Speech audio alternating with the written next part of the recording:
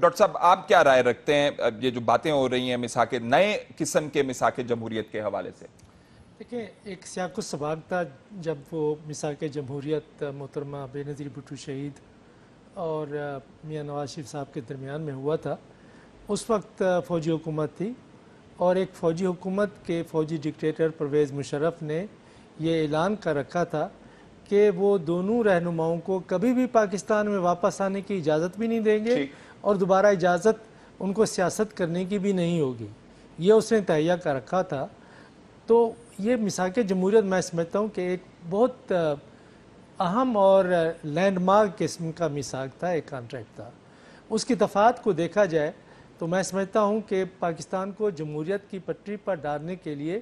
آئین کے بعد یہ انتہائی اہم ایک دستاویز ہے جو دو پارٹیوں کے درمیان میں جس پر دستخط ہوئے ہیں اور انتہائی اہم ہے۔ اس کے نکات کے اوپر غور کیا جائے تو میں سمجھتا ہوں کہ وہ آئین کو اور ایک آئینی جمہوری حکومت کو مضبوط کرتے ہیں، مضبوط بنیادوں پر ڈالنے کی کوشش کرتے ہیں۔ اب رہی بات کہ کیا ایک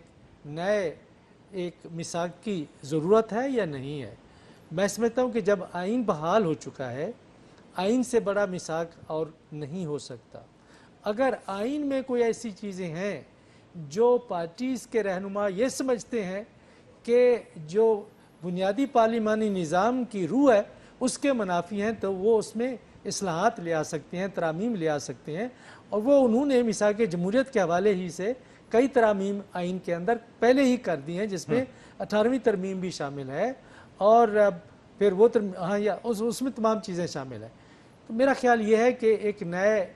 میثاق کی تو ضرورت نہیں ہے، ضرورت اس بات کی ہے کہ آئین کی ہم نے پاسداری کیسے کرنی ہے۔ اگر یہ جو اس وقت جو مفاہمت کا سلسلہ ایک مجھے نظر آتا ہے، اس کے محرکات کچھ مختلف ہیں۔ ان محرکات میں یہ ہے کہ لگتا ایسا ہی ہے کہ تحریک انصاف ابھر کے سامنے آ رہی ہے اور ہو سکتا ہے کہ